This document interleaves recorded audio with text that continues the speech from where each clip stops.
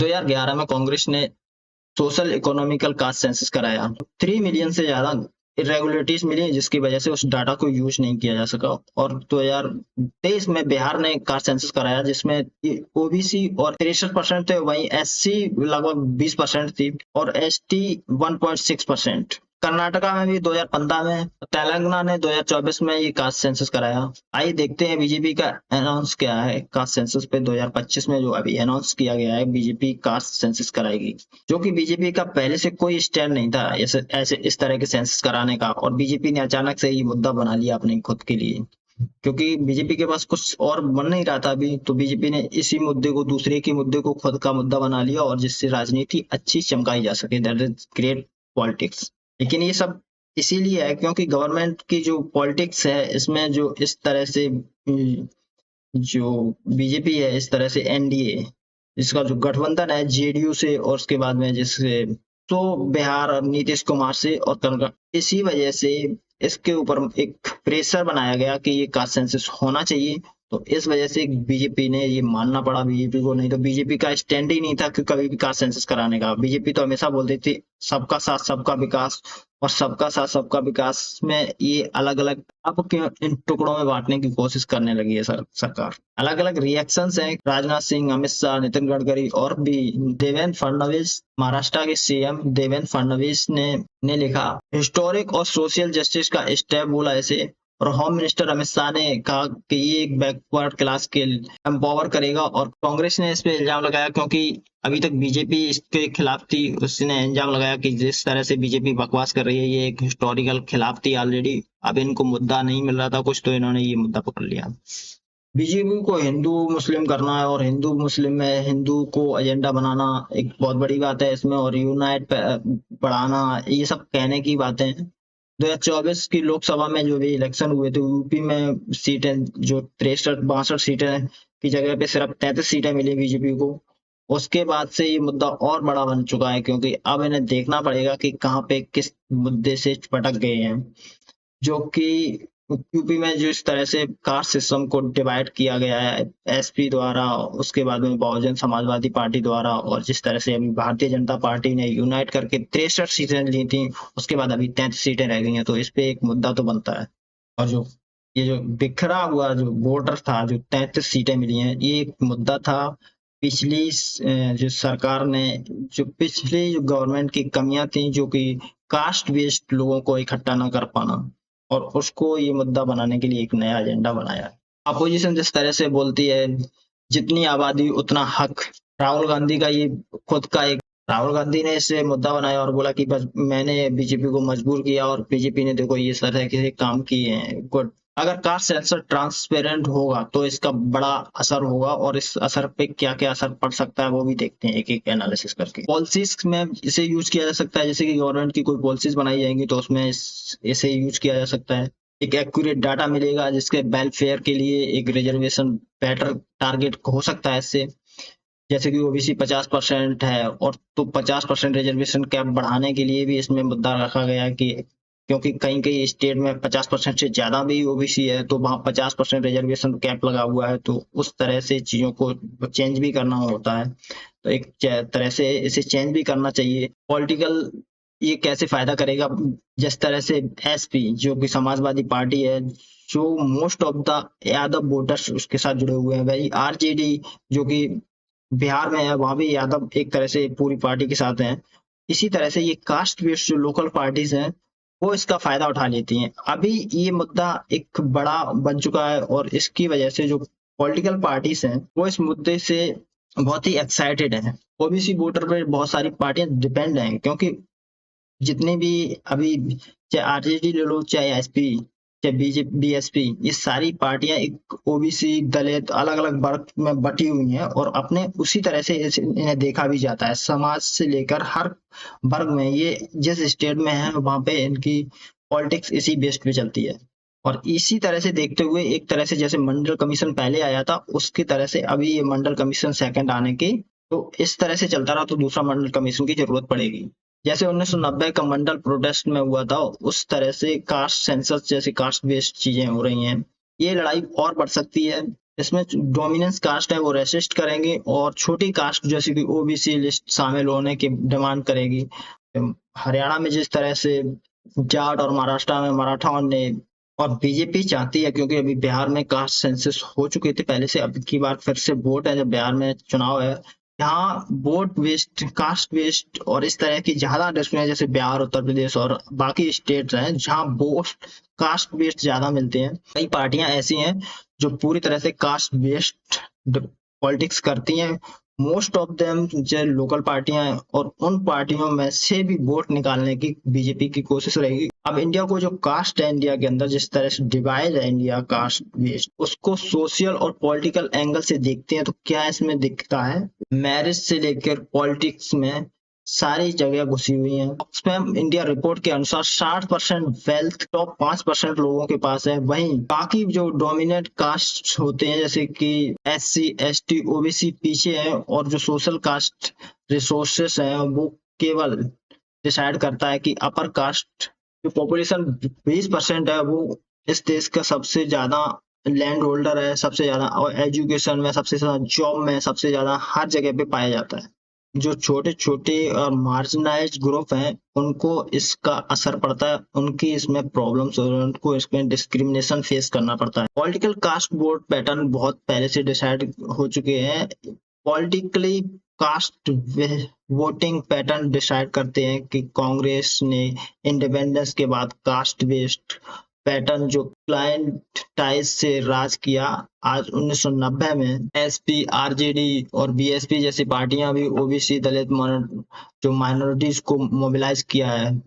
वहीं बीजेपी ने हिंदुत्व से काउंटर किया। और अगर आगे देखा जाए तो फॉल्ट लाइन जो 2019 में बीजेपी ने 54% ओबीसी वोट मिला, लेकिन स्टेट में ओबीसी रीजनल पार्टीज को शिफ्ट करते हैं, जैसे कि यूपी में एसपी जो कि 29%, वहीं 2017 के वोट के अनुसार अगर देखा जाए।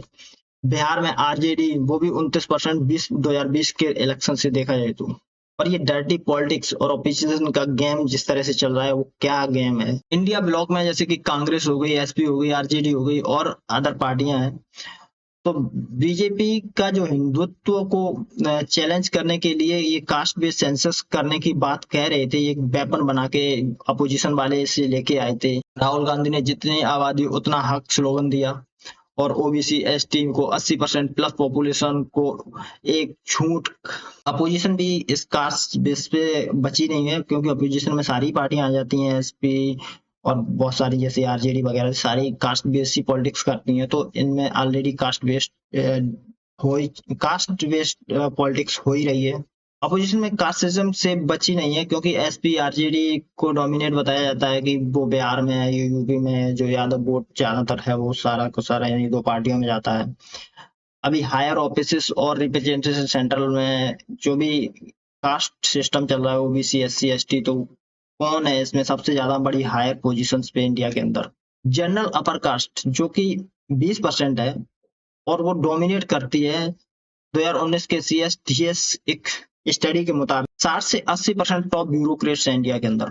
पॉलिटिशियंस भी जो अपर क्लास के हैं वो जुडिशरी में काम करने वाले लोग हैं, जुडिशरी में जज या फिर वकील जो भी हैं, वो लॉयर हैं, जज हैं, वकील हैं, वो सारे लोग अपर कास्ट ज्यादातर मिलते हैं, 60 से 80% के। इस रिपोर्ट में ये भी कहा गया कि जो भी 2018 से 21 के बीच में जो 79% हायर कोर्ट जज हैं वो अपर कास्ट से आते हैं। SC ST में भी रिजर्वेशन है, जबकि थोड़ी रिजर्वेशन है।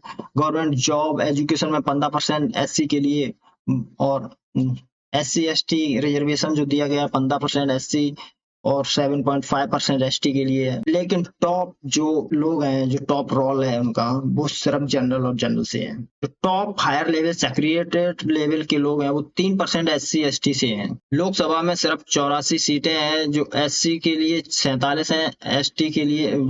ओबीसी सबसे बड़ी पॉपुलेशन है आबादी के अनुसार देखा जाए तो, पॉपुलेशन जो कि सबसे कम टॉप पोस्ट में है। बीजेपी ने 2021 में बीजेपी ने रिशफल में अपने कैबिनेट में 27 ओबीसी कैंडिडेट रखे थे, जो कि मिनिस्टर, कैबिनेट मिनिस्टर थे सारे के सारे।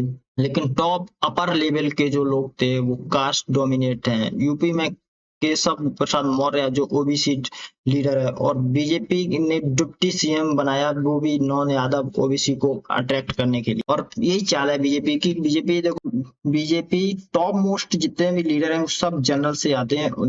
वैसे मिनिस्टर में अपने कैबिनेट में मिनिस्टर्स तो हैं ओबीसी के, बट जो अपर जैसे कि सीएम हो गया, और सीएम आदित्यनाथ, और उसके बाद में डिप्टी सीएम केशव प्रसाद मौर्य जो कि ओबीसी से आते हैं, उन्हें इसीलिए बनाया गया कि जो भी जुडिशरी में अगर देखें तो बहुत ही बड़ा प्रिविलेज मिलता है यहाँ पे जनरल को।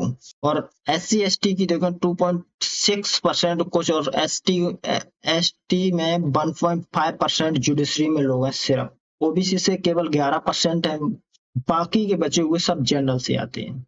इतना बड़ा डिफरेंस है। ओबीसी सबसे बड़ी पॉपुलेशन है इंडिया की, और जो कैटेगराइज्ड किया गया है एक एक चीजों को, हर चीज में रिजर्वेशन भी दिया गया है, उसके बाद में और बहुत सारी चीजें हैं, लेकिन फिर भी क्या प्रॉब्लम्स हैं, कैसी चीजें रह गई हैं जो कि इसमें सबसे बड़ी पॉपुलेशन कैसे पीछे पिछड़ गई है, ये एक बहुत बड़ा मुद्दा है। और इस बात को एक्चुअली सही से कंसीडर किया जाना चाहिए गवर्नमेंट को। आज तक इतने दिन देश को काफी दिन आजाद हुए हुए हैं, और फिर भी हम अपर कास्ट से कितने एक तरह से गुलाम से होते चले जा रहे हैं बाकी कास्ट। IIT IIM में देख लीजिए तो 2022 के दिल्ली स्टडी में पाया गया 66% फैकल्टी जो है IIT की वो जनरल से आती है। वहीं SC से 4%, SC से 1%, OBC से सिर्फ 14% लोग हैं।